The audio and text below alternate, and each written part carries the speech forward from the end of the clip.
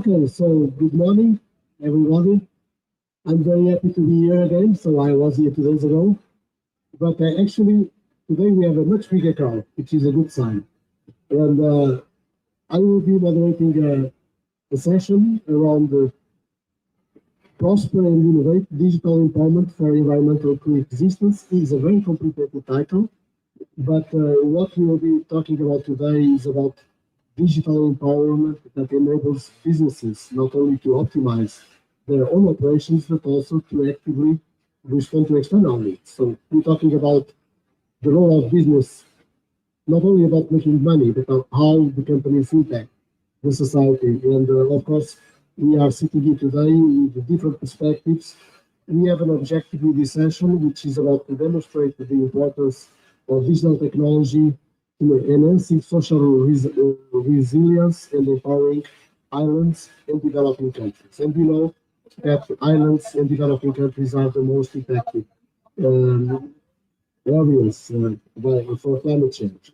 And we will be talking about technology and how technology can really help to address climate challenges. I have with me today an amazing panel. My name is Luis Neves. I'm the CEO of CESI, the Global Enabling Sustainability Initiative. And the Taiwan Climate Partnership is a member of our organization. We are very proud to have this partnership with the PCP. And together with me, I have, as I said, an amazing panel of 5 relevant colleagues here. Only one is online, which is a very good sign. On the first day, almost everybody was online, and I was the only one sitting here. So we reversed the situation, which is fantastic. But I have with me Erwin Liu, the Chief of Staff and Vice President of Sales of Neotech Electronics USA. And Nivaldo, he is sitting here next to me, Cagliardo, which is Operational Vice President, A-Data Technology, Alex, Deputy Secretary General of ICDF, and Phoebus Chen, the founder of Taiwan Green Energy for Charity Association, and Professor Maria Alexandra Aragão from the University of Coimbra in Portugal. And by the way, this is probably one of the oldest universities in the planet. It's a university that has over 800 years old. So we will be having here today a fascinating discussion. So without further ado, I would like to start by making a group photo. We have our online speaker. We are all here. Shall we stand up? Very good. So let's stand up.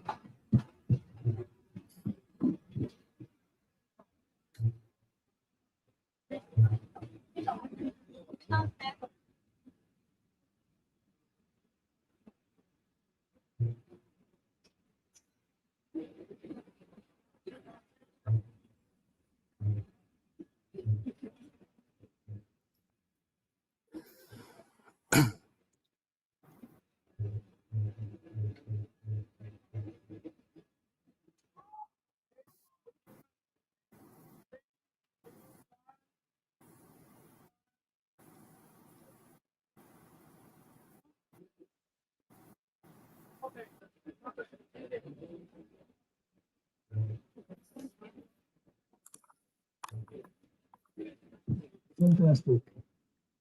So thank you so much. That is really great. So we will be running the session, first of all, with a set of keynotes. Then we will have a panel discussion, and then I will talk. So we have 1 hour, and so let's move on. I would like to start by inviting our first speaker, which is online, Erwin Liu, Chief of Staff. So please go ahead. It's a great pleasure to see you here.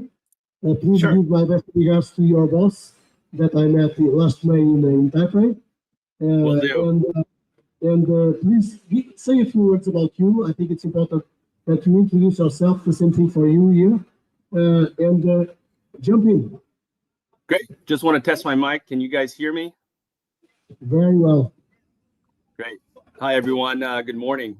My name is Ewing Liu. I'm the Chief of Staff and Vice President at Neotech.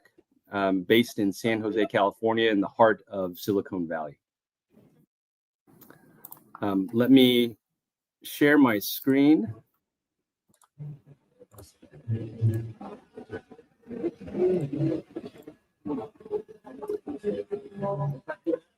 Can you all see my screen?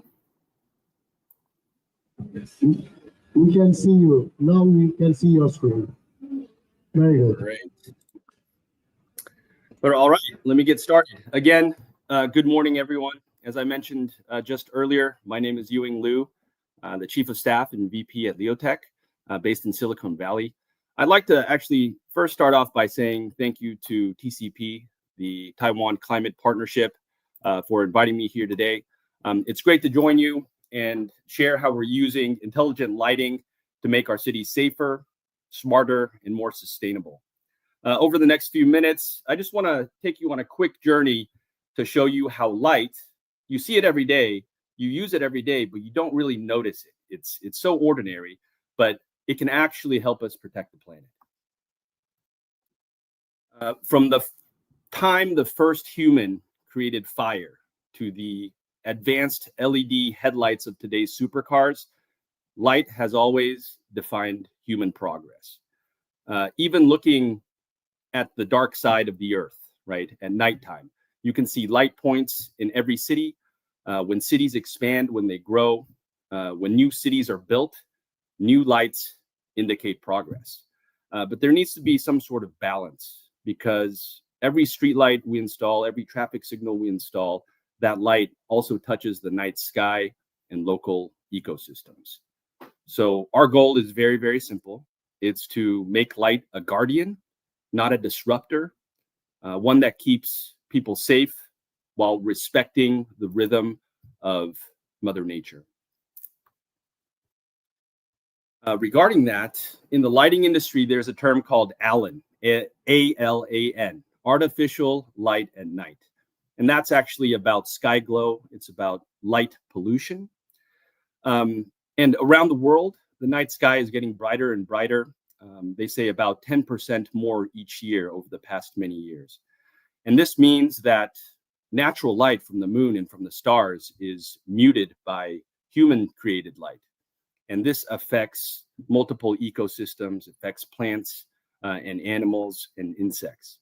And it's to the point to where organizations like UNESCO or IUCN have categorized light pollution as a biodiversity threat. So here at Leotech, we're working to make sure light protects rather than harms the environment. And before I get into how we do that and the science behind everything, a quick introduction of Leotech. Actually, Leotech is most well known for creating the first LED traffic signal that's now used in all of North America's cities. We work in 30 plus global markets now. Our credibility is based off of the 30 million plus installations that we have. And in any city you go to in the United States, if you're either driving down the road or stopped at an intersection, there's a 90% chance that it's a Leotech traffic solution that's being used. A quick glimpse into our history. Again, 1999 is when we launched the world's first LED traffic signal. In 2014, we were acquired by Lighton Technology Corporation, our mother company. And that's when it sent us on the journey of intelligent, sustainable infrastructure. And by 2021, we surpassed the 23 million installations worldwide. Subsequently, in 2022, we won a few Edison Awards, very renowned in the industry. One for human-centric lighting, protecting people on the roadway, and the other one for ecological-friendly lighting, protecting insects and animals. And in 2024, through partnerships and acquisitions and expansion into Latin America, we were able to cross that milestone of 30 plus million installations globally. And in 2025, because of the wide scope of light points that we had, we needed to launch what we call the LeoLink Smart Lighting Network to be able to control and connect everything. And through that program, we launched a product called the Interlux, which I will talk about briefly. But this product was recognized by NVIDIA's Inception program, as well as won another Edison Awards. And because of that, it's strengthened a lot of ties in many countries, specifically Latin America, to where a couple of months ago, a Brazilian government delegation visited our headquarters to talk about how AI can impact cities through transportation. So our development over time has led us to a current vision. It's called our double zero vision. It's simple, but very ambitious, basically zero traffic fatalities, zero urban emissions. It's about making streets not only safer, but turning mobility infrastructure into a part of the climate solution. The next step in that vision falls within our Interlux AI traffic signal system that I mentioned before. It's built on the NVIDIA Jetson Orin Nano technology and enabled by our partner, AverMedia Edge AI Computing. What it does is, in any given intersection, there's a lot of different sensors and hardware. We take all of those sensors and consolidate it into one form factor, the signal head. And it's all different sorts of things, from radar to cameras to roadside units to weather sensors to LiDAR, but everything's consolidated in the most convenient space, which is in the signal head, to solve three major issues. One, every intersection has a blind spot. Using this technology, we make visible those blind spots to prevent collisions and accidents. Our Edge AI computing gives green lights to buses and emergency vehicles that require priority pass. And finally, I'm sure all of us, sitting here and me online, we've all been at a red light to where there's no cars around and we are tempted to run the red light. And we've also all sat in traffic for a long time. Well, through real-time adaptive timing, this cuts down idling time, cuts down traffic flow, which equates to lower carbon emissions. So basically, the Interlux shows how AI intelligence can make every intersection part of a smarter, safer, and more sustainable city. Not only are we trying to make life safer for humans, but we are committed to watching out for biodiversity. In 2024, we launched the Light Up Taiwan eco-friendly lighting environment project. This was under Taiwan's Forestry and Nature Conservation Agency. In addition, it aligned with the TNFD framework, as well as UN's SDGs. What's interesting, excuse me, is that Taiwan is a very, very diverse island, right? Very few people know, but there's 45 ecological corridors throughout the island, and Leotech participated in 12 of those, designing lighting that protects certain fireflies, sea turtles, as well as land crabs. And I said we were committed, right? And if we are committed, we need to rethink how lighting supports people and nature. For human-centric lighting, as you see on the left, we need to reduce glare. We need to reduce reflection of light to unwanted places. And we need to increase light penetration where it's needed in inclement weather. For nature, we need to consider the impact of lighting on biodiversity. We need to reduce the interference with plant growth. And we also need to reduce light pollution, as I mentioned before. So technology and biodiversity, it doesn't have to clash. They can coexist beautifully. And as an example of human-centric lighting, we have a solution called the Comfort View system. This particular streetlight reduces glare and eye strain. It improves visibility for both the driver and pedestrians. And how we do that is through intelligent optics, right? Very precise optical control. A little known fact about Leotech is that the LEO in Leotech stands for Leaders in Electro-Optical Technology, right? So optical technology is controlling the photometrics very acutely. And lastly, we have the ability to automatically control temperature, the color temperature adjustment based off of rain, fog, or any low visibility conditions. So at the end of the day, it's not just smart lighting, but it's lighting designed for you and me. Beyond people, across Taiwan, as I mentioned before, we collaborate with local governments, indigenous communities to protect wildlife, from Taipei tigers, mountain fireflies, to Orchid Island's sea turtles and Kenting's land crabs. We protect wildlife by adjusting the color spectrum to prevent attracting these bugs away from their natural habitats or affecting their migration patterns, as well as reducing the effects on plant life. Beyond people, animals, bugs, and plants, we design overall for decarbonization, right? So a next generation street light should emulate what we do with our Carbon Cobra, right? The Carbon Cobra, it captures our decarbonization vision, which is saving more energy. It's a very efficient fixture. It's a smart connected platform. Erwin, yes, sir. You need to come to a close, because this is a session with 5 people. You were given 8 minutes. You are already over. So you have 2 choices. One last slide. Okay. And it's also a fixture that is 30% lighter, which equals to a lower carbon footprint. Also, we have software, which is a key component to sustainability. Every city needs software to tie together their infrastructure to be able to track and monitor their carbon footprint, as well as manage their infrastructure. And to close, we at Leotech, we not only want to illuminate the roads, but we want to make a difference for cities, citizens, and nature surrounding them. And any one of our projects feeds the next. The installation of one light triggers new data. New data triggers responsibility to innovate for better solutions, safer solutions, and more sustainable solutions. So once again, sorry for going over, but thanks to the Taiwan Climate Partnership for this opportunity, and hopefully together we can keep lighting the path towards a sustainable future. Well, thank you so much. We will have an opportunity to go through technology afterwards when we go to the panel discussion. So, Nivaldo, handing over to you. Give us your perspective. Good morning, everyone. My name is Nivaldo Galhardo. I'm the Vice President of Operations of Adata in Brazil.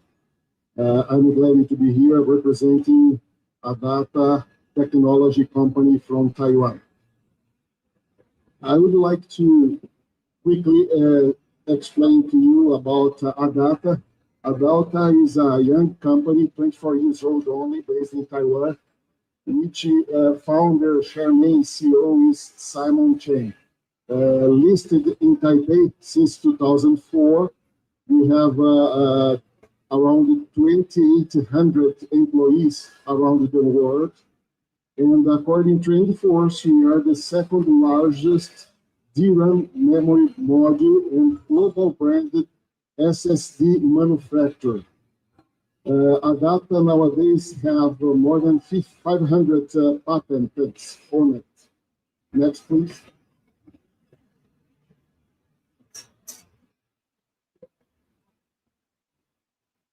Next. So in terms of presence, we are in the whole world, all the continents. Basically, we have our headquarters in Taipei, Taiwan. Also in Taiwan, we have one factory. We have another factory. We have other 2 factories in Brazil. We have one silicon factory in São Paulo State, another factory in Manaus, capital of Amazon State, and also the latest factory we have in India. We have sales reps split all over the world. Next, please. In terms of investment, Adata's group has a diversified portfolio of brands and products. We act in, we have the brand Extreme Performance Gear, XTG, which is dedicated to produce products for gaming and accessories. We have the new brand Trusta, which is responsible to provide high-grade products in memories, DRAM modules, and SSDs. In terms of industrial, we have solutions for point of sales and other kind of industrial solutions. We have Adata Power, which is responsible to provide some green logistics solution and also commercial electricity vehicle. We have Liu and Li acting on biotechnology. We have BAS Innovation and A-Track working with blockchain and AIoT. We have some cultural and creative initiatives based in Taiwan. And also in Taiwan, we have some sports lottery. Next, please. Basically, talking about sustainability initiatives. Start talking about the products. We are increasing the quantity of, or the family of the products that is on, we can consider as green products. With the enclosure made by PCR. So we have external HDDs, external SSDs enclosure. We have also USB flash drives, and also we have the e-tricycle. Next, please. Next. On the operation side, we have also some initiatives for sure, and we have just highlighted two of them. In Suzhou plant in China, last year we invest in a photovoltaic energy system, which was able to allow us basically to reduce emissions around almost 800 tons of CO2 equivalent. And here in Brazil side, our semicon plant uses water for the manufacturing. We are going to invest in a water recycling system in order to reduce the water usage in 75%, significant reduction. Next, please. Still talking about initiatives. Basically, for the sustainability, we can, next, please. We can split those initiatives in 4 areas.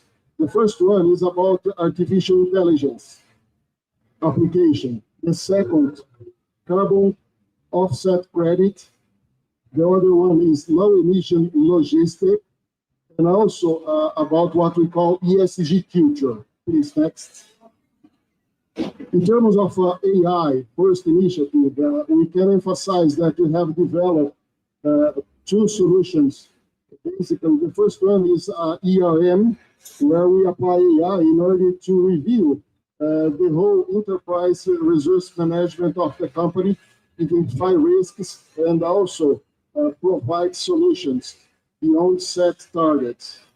On the other side, more specifically talking about sustainability, we developed what we call ESG AI, which is a system to transform all the aspects of the ESG management around the world inside Adata. So those initiatives are very relevant for our future. Next, please. Regarding initiative number 2, carbon offset credit. As I said before, we have electric vehicle, and in Taiwan, with Upset company, we were able to develop a voluntary carbon offset credit through VERA methodology in order to incentivize the adoption of EVs. In terms of expansion, due to the success of this initiative, Adata is planning to extend outside, starting by Vietnam. Next, please. Regarding the logistic solution, in Taiwan, Adata was the pioneer in order to launch the Always Speed, which is a electric tricycle for commercial application. In addition of that, Adata developed a system in order to optimize the logistics, providing full control of those resources, recognizing the sustainability opportunities for such application. Next, please.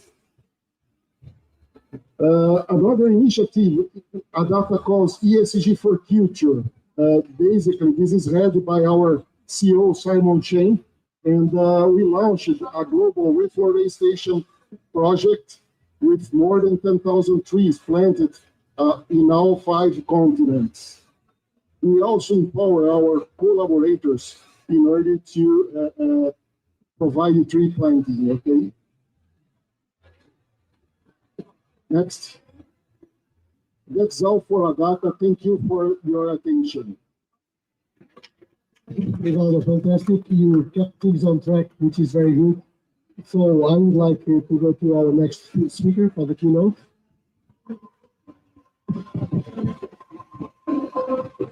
Thank you. Thank you very much. First of all, I appreciate BCP for inviting me to participate today. It's very important study event. This screen, I just calculate as 48 seconds time late. Means a digital device really exists anywhere, no matter it's a developing country or developing countries. Okay. My name is Alex Shi. I'm the Deputy Secretary General of the Taiwan International Cooperation and Development Fund. Today, indeed, it's my honor and pleasure to participate. And today, I will share with you how Taiwan's ODA agencies to turn the digital innovation into a very powerful force for small island developing states and developing countries to fight against climate change and build their own adaptive capabilities. Next page, please. Okay, this is outline of my today's presentation. First of all, I will share with you how I want to turn the digital technology into climate action, and also how Taiwan coexists with climate change while we still contribute to the world economic growth, especially in AI. And third, I will introduce my organization, which is Taiwan ODA agencies, and finally, I will make a very short conclusion. Next page, please. Okay, digital transformation has become an irreversible global trend, and AI plays in the center of global future hope. We can see the stock price, for instance, NVIDIA has continued booming, means the world give AI a lot of expectation for future economic momentum. But in the same time, AI also plays as a very important role for the future sustainable global development. In fact, AI and the digital transformation can play as a trans-sector tool to solve different kind of problems, especially in climate change issues. The UN Secretary General, Mr. Guterres, also mentioned AI digital technology to play as a tool for future development, sustainable development. However, it must be played in green and just transition and the sustainable way. And according to IPCC's recently the 6th assessment report, international cooperation still play as an integral sources for future sustainable development. Okay, next page, please. Okay. Taiwan is an island, and we constantly face the climate threat, especially in recent years. Climate change has become an essential threat for the planet and all our lives on Earth, especially like extreme weather event, hurricane, heat waves, and the rising sea level, and so on. And all these problems, I think in Taiwan, we are very vulnerable to face the climate change. However, after decades of our people's mutual effort, we have known how to cope in this, how to resist with the climate change, and how to turn the climate change a threat into innovative opportunities for Taiwan's economic growth. And as an ODA entity, we are very happy and honored to use Taiwan's advanced advantages, especially digital tool, to help our partner countries their resilience and adaptive capabilities to fight against the climate change.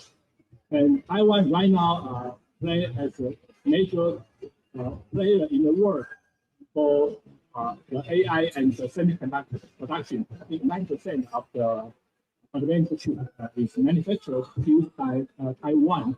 We constantly use AI to share our experience with our partner countries, and especially in the areas of climate change.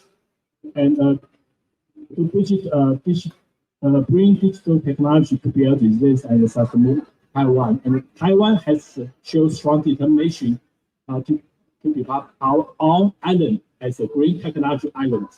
Okay, next page, please. Okay, this is the man of Taiwan IC operation. Currently, we have 22 technicians or regular office stationed in 21 countries to carry out around 80 different types of development projects over the world. Next page, please. Next page. Next page. Okay. For Taiwan's strategy in terms of the digital solution, I think we have three major scopes of our efforts. First, we try to apply the digital technology into our different type of project. Second, except to provide such advanced equipment to our partner countries, we also build the capacity for them to manage and use different type of technology, digital technology, to cope with the climate change and different kind of development problems or issues. And the partnership is always the crucial role for official development. So we are not alone. We collaborate with bilateral or multilateral institutions who work together, have our partner countries. Okay, next page, please. In fact, because time is very constrained and short, I will show two different types of projects relating to use digital technologies to help the partner countries build their resilience and the capability activities. The first in Palau. In Palau is very concerned about the post-fishery resource management. So we use AIS, Automated Information System, to help them develop the geographic defense and also have the authorities can trace the IU fish, and also especially to identify different type of fish from the fishing vessels. Next page, because I only have 30 seconds, so I have to speed up my presentation. Next page. This is show previous one. This one. Okay, you can see this is the real-time checking when the vessel fishing. The authority understand they go to the marine protected areas. Okay, and also the catching, we can know what type species fish and also the size and the quantity of the catch from the fishing vessels. Next page. Okay, this is another project in Guatemala. We have with Guatemala to develop the early warning system, especially to manage the slide and flood disasters in Guatemala. Guatemala is very vulnerable to the climate change. Next page. So you can see this is a demonstration how we use the early warning system. In fact, to build up the early warning system, it takes the four major scope of effort. The first is data. We need to collect data. So we use the digital evaluation model to find the correct data. The second is a forecast, especially when we make a simulation, we need to understand what's the alert threat for authority to tell the people. The third one is to build the GIS through the geographic information system. We can totally understand when the disaster, the flood will happen. And finally, the most important, we need to tell the people in advance before the disaster comes. Next page. Okay, this is another very important, the PPP partnership. So we are not only work alone with our partners in the receiving country. We also, try to encourage our young talent to join Taiwan's international aid business, especially use their creativity and also innovation to help our partner countries to build their resilience in different type of project. Okay. Next page. There are two companies, one in Paraguay, to help them establish the e-field, reduce the cost of the forest. Okay, the second project is in Guatemala. The company, to use the recycled agricultural waste to turn the waste into our footwear, into the table, and into the construction materials. Next page, please. Okay, this is my conclusion. We will continue work together with our partners and build up the capacity for our partner countries and use different types of digital solution and technologies to help our partner country, government, small island development states or developing countries to build their resilience and adaptive capability to fight against the climate change. Thank you very much. Thank you so much, Mr. Trudeau. Please give us your contribution. Okay, I'll try my best to faster. Okay, ladies and May I advise you one thing? Sometimes you speak too much. Nobody is listening to you. Go to the point, please. ladies and gentlemen, and it's a great honor to have this opportunity today to participate in this event. And today I will share with you our innovative strategy to empower everyone for equitable and sustainable future. And next, I'm Phoebe, the founder of Taiwan Green Energy for Charity Association. As a sociologist and also social entrepreneur, I'm dedicated to promote sustainable energy for all. And now I'm also a member of the Taiwan's National Climate Change Response Committee under the Office of the President, and also serve on the Just Transition Committee under the National Development Council. And next. And I believe on the journey to toward a better future, and as well as energy transition, I think the most important thing is we have to leave no one behind. But how we make this happen? So in 2018, I set up Taiwan Green Energy for Charity Association.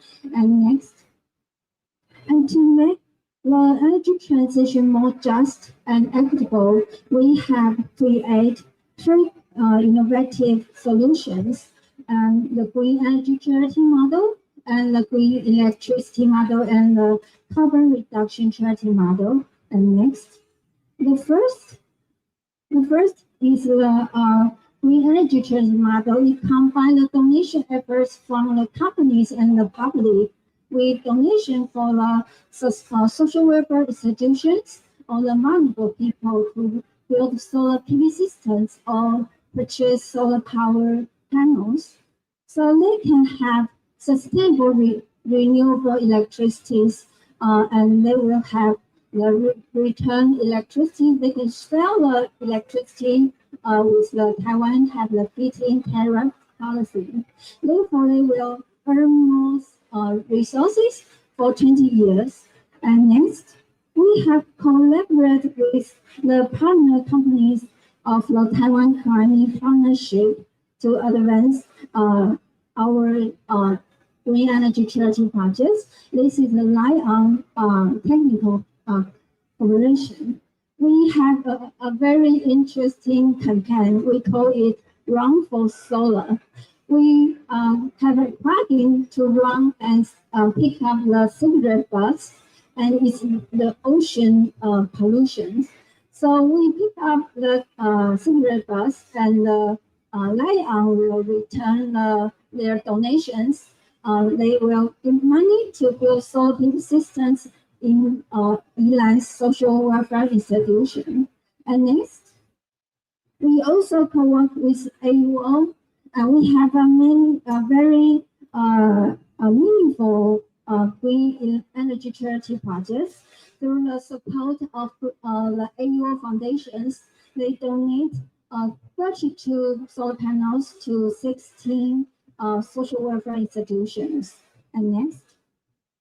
In addition, we also bring the renewable energy to the indigenous or rural tribe, because when suffering the climate disasters, they are the most suffering people. So we built solar PV systems and also with energy storage, because like in recent days, Taiwan is suffering a typhoon right now. So they will lose their electricity. So we need the storage for renewable energy to enhance their energy resilience. And next, and we also have the green electricity charity model to help the social welfare institution to have green electricity. Next, we have helped three social welfare institutions to use green electricity to produce their products or services. And this is a handmade soap by the disabled people. And this is a Taiwan handmade soap. And next, we have another innovation charity model is the carbon reduction. We try to find all the energy vulnerable. They have some energy consumption electricity. Their cost is too expensive. So we try to replace their energy efficiency to improve, so they can save their electricity cost. Next. And this is our first social welfare institution to have the green energy, the carbon reduction projects. And we replace their light, and they will reduce their electricity costs. And also in the next 10 years, they will generate the carbon credits also. And next.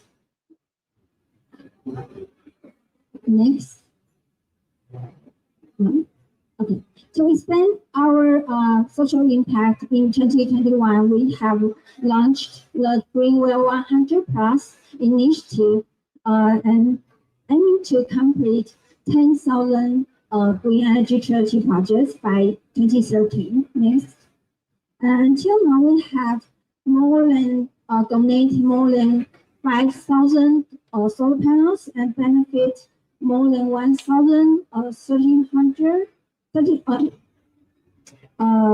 30,000 individuals, including the elderly and children and disabilities. And next, we believe the Greenwell 100 is a very smart ESG strategy, because we are not only donate solar PV systems for vulnerable people, we also engage the companies' stakeholders to participate in, and we also can invite the supply chain of the companies to participate, to encourage them to sustainable production and consumption. And next, we also amplify our impact through public and private sectors. And next. So we invite our government agencies and corporate leaders to join and support our initiative. And next. And I also share our innovation Greenwell 100 to COP30. And today I also bring this book. You can sign your name here to support us. And next. And finally, I appreciate today's wonderful side event, and I hope to take action together and with all of you in the future. And let's light up the world and always bring energy. And thank you. Thank you so much, Shiva. Amazing. So we have the private sector, two different institutions bringing different perspectives. And so there I go to, which is a professor coming from, as I said at the beginning, one of the oldest universities in the world, from 1290, I think it was the foundation of the University of Korea. And I would like to ask you two questions, and I'm sure that you'll combine them into one answer. But to be fair, I would like to give you the same 8 minutes that everybody had. So my first question is about how can universities drive technological innovation to mitigate the effects of climate change? And then the second one is more about partnership. So how can partnerships between universities and industries that we have here accelerate green technology development? Thank you very much for your questions. They are very challenging, and I'm very proud to be here representing the University of Coimbra, one of the universities recognized worldwide for being the most sustainable and concerned with sustainability. Well, first of all, I would like to say that sustainable development is not just about states, is not just about companies or associations. It is also about academia. And we at the University of Coimbra, we believe and we know that the power of academia can be strong enough to drive technological developments, both by the companies and also by the states. Our role is, first of all, to push the training of specialized staff that can contribute with their work and their knowledge, both for the governments and also for the companies and the economic sector. But we also perform other activities very crucial for sustainability, namely research, scientific research that is performed in academia, and the University of Coimbra is one of the top research universities in the world, dedicated to several technologies around sustainable development, climate change mitigation, prevention and compensation. And our role here is to show how through interdisciplinarity, our university and of course other universities that are as aligned as we are with sustainable development, how we can support innovation and empowerment through digital systems. And in my specific case, I am a lawyer and a professor of law in my university. And as a legal researcher in the international projects that are carried out and led by our university, we try to balance the benefits and the risks of technology. Because in fact, we have heard in the first keynote speak that there are several drawbacks associated with the use of technology. Our first speaker only mentioned light, but there's much more than light. There is all the radiation.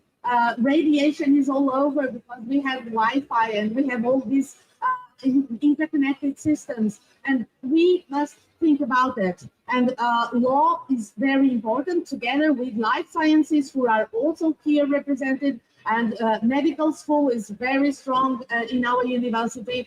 And we have to bring everything together and try to develop ways of thinking, strategies, processes, in order to implement sustainable technologies for the digital transition.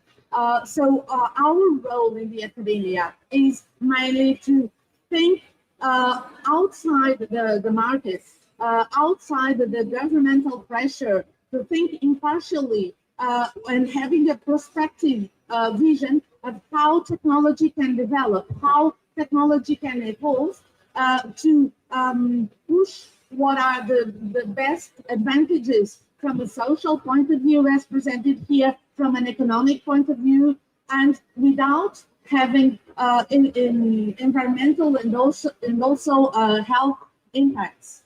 And this leads to the development of checklists, of decision trees, of several decision tools that support companies and support governments when they have to make their decisions on how to push forward this digital transformation. So on the part of the University of Coimbra and the academia in general, I think that we can contribute through, first of all, the training of experts, then the knowledge transfer to society, because all these technologies can be used by everyone. They are everywhere, and we can, as digital citizens, we can use these technologies for our own benefit, but we should do it without having to cause any harm to the environment and to the health of the peoples and the communities. So our role is to develop new tools to empower our human resources that come out of the university to work in the private sector or in the public sector or in the third sector, in the associations, to take the best decisions they can that are good for the people and good for the planet, and of course profitable if possible. Besides, by developing research, sometimes supported by the European Union and other institutions, we bring together different communities. At the University of Coimbra, we work with different regions in the world.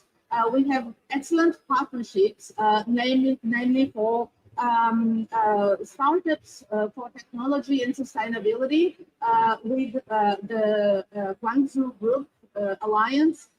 We have partnerships with other regions. In Latin America, we have several partnerships with different countries in Latin America, and in Europe, of course, which is our strong lab for testing new approaches.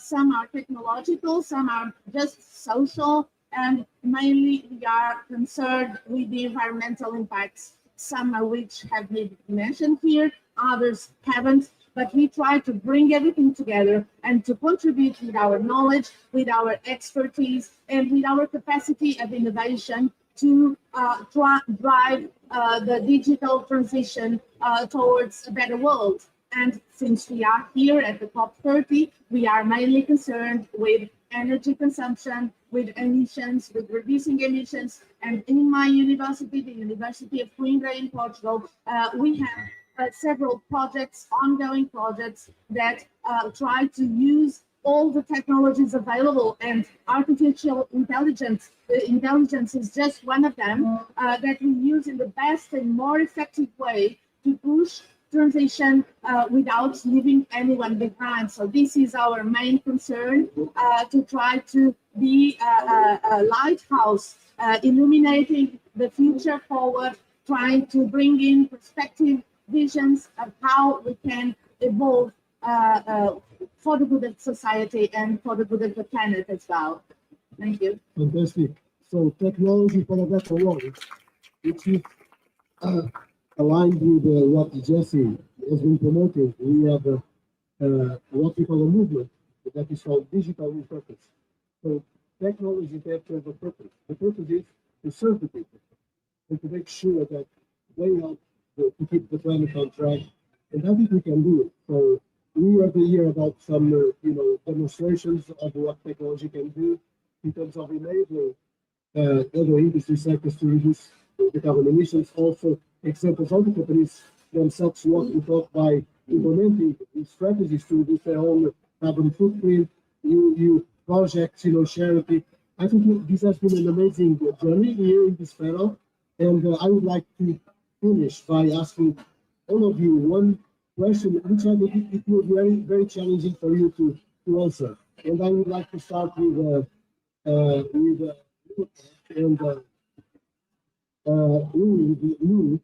So my question to you, but to you all, is the following. Offer in one sentence, so it's one sentence, calling upon the international community for collective action aimed at achieving the goal of innovative technology for sustainable future. So this is a very long question, but you have one sentence to give me an answer. Anyway, let me over to you. Who's thinking? Oh, I'm sorry, I'm going first.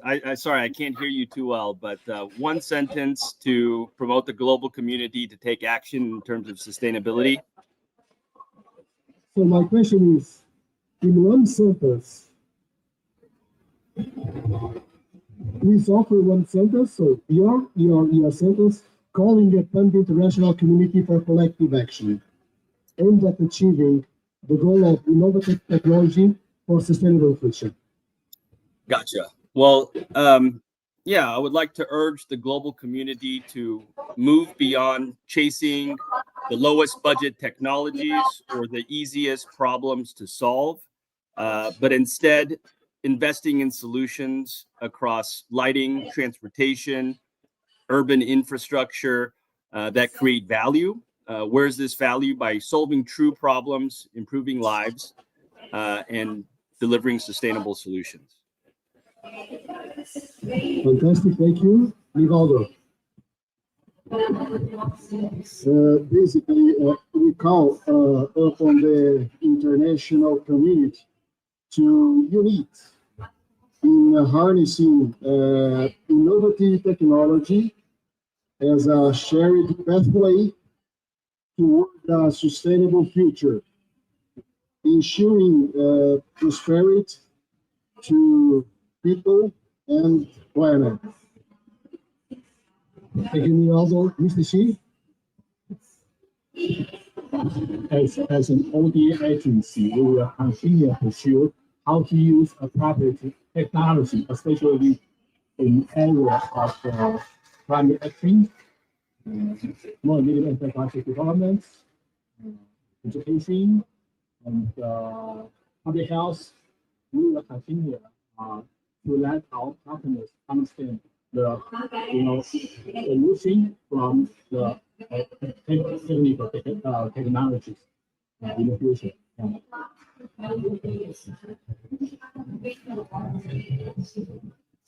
Okay, I think in our Green Well 100 Plus initiative, international organization will be part of our donation resources. And I think we can make our green energy charity to other countries, and we can expand our social impact all over the world. And in addition, we have a dream to realize the green energy charity to more countries and more companies. And also, we hope more, together we can encourage more companies to donate the social welfare institution of vulnerable country or organization, and they can install solar system, and they can buy the green electricity they can use the green electricity with social value. I think this is a very positive circle we hope to create, and I hope in the future we will have more companies to together with us. Thank you.